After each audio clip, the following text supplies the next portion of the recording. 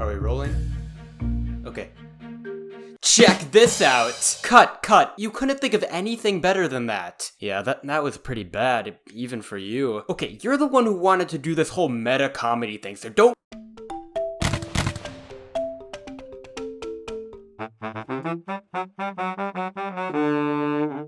Remember the Middle Ages? Yeah, me neither. Here's a recap.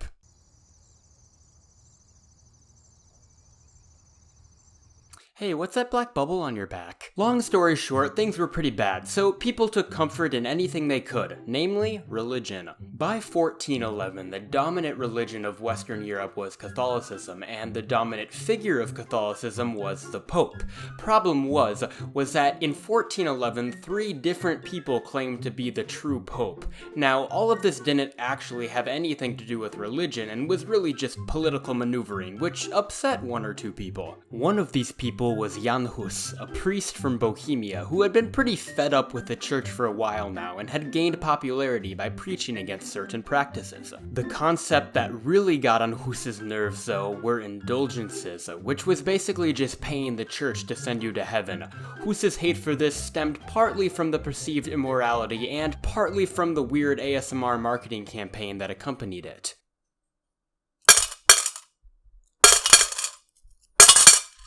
Hear that? That's the sound of your soul getting accepted to heaven.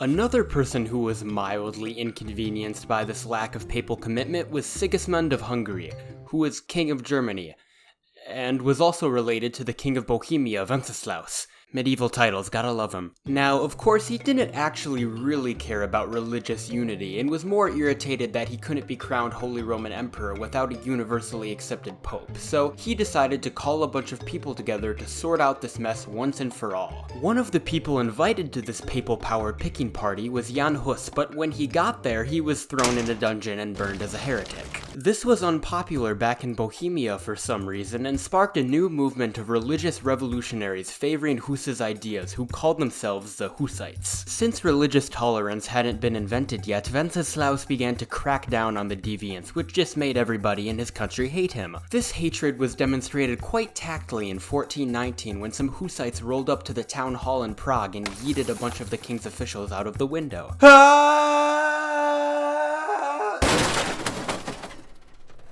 I'm okay. Oh, come on. And then Wenceslaus died.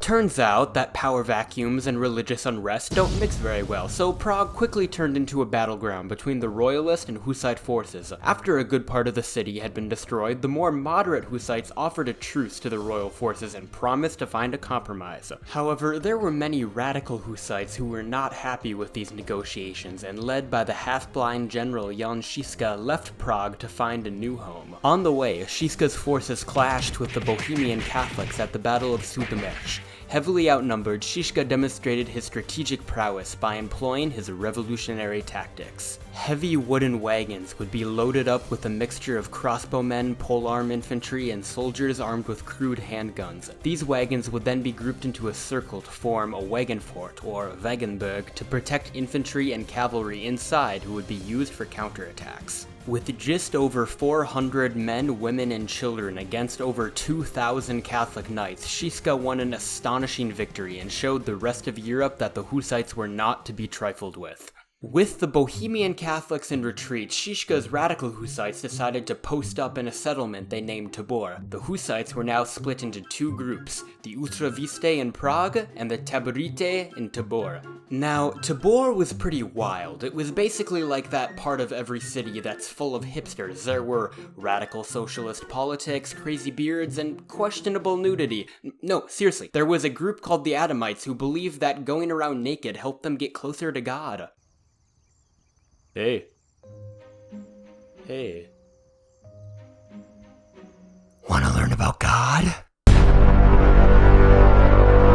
With the death of his half-brother Wenceslaus in 1419, Sigismund had inherited a claim on the Bohemian crown, which would have been dumb to pass up because, you know, free real estate. Since Sigismund was a devoted Catholic, he was able to sweet-talk the Pope into calling for a crusade against the Hussites in 1420. Now with an army of European knights, he lay siege to the city of Prague. The Utreviste, always the negotiators, were willing to accept Sigismund as their king as long as he was willing to accept their reforms. This list of demands was known as the Four Articles of Prague and basically boiled down to let everyone have communion and please tell the church to stop being greedy. Sigismund thought long and hard about this proposal and eventually decided that it was a small price to pay for the saving of countless— I'm just kidding, he said no. Luckily for Prague, the Taborite under the command of Jan Zizka rolled up just in time to defeat the Crusaders at the Battle of Witkov Hill, leading to the siege being lifted and Sigismund retreating in disorder. While mopping up Catholic remnants around Bohemia, Zizka lost his other eye. Charge!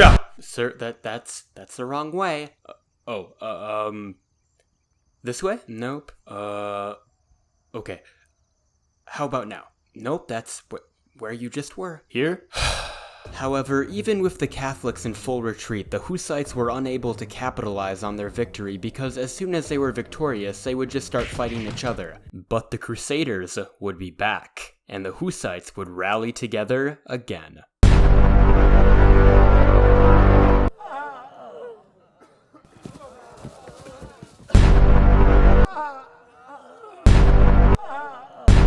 Come on. You've been training for this your whole life. Get hold of yourself.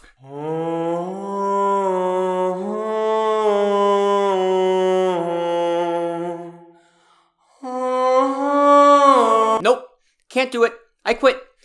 Back to Germany! After over 10 years of constant military defeats, the Catholics finally opened negotiations with the Hussites in 1433. However, in typical fashion, the Utreviste and the Taborite, now led by Prokop the Great after Jan Zizka died of the plague in 1424, couldn't agree, and both sides prepared for yet another civil war. This time, however, the Utreviste allied themselves with the Catholics, and with knowledge of Hussite tactics were able to smash the Taborite at the Battle of Lipany in 1434. Negotiations resumed after the battle, and the Utreviste accepted Sigismund as their king in exchange for recognition of a slightly altered version of the Four Articles of Prague. So, in the end, Sigismund was finally in control of Bohemia. Oh, he just died. Now, as most of you probably know, this video is part of a larger collaboration between a ton of other history YouTubers, and if you're feeling a little overwhelmed with all of this knowledge, I'll make it easier, and point out that the video that comes chronologically before this is Al-Makadima's video about the Arab Agricultural Revolution, and the video that comes after this is Brandon F's video about the Soldiers' Revolution. Both are incredibly interesting topics, and I would highly recommend you check them out. Oh, come on!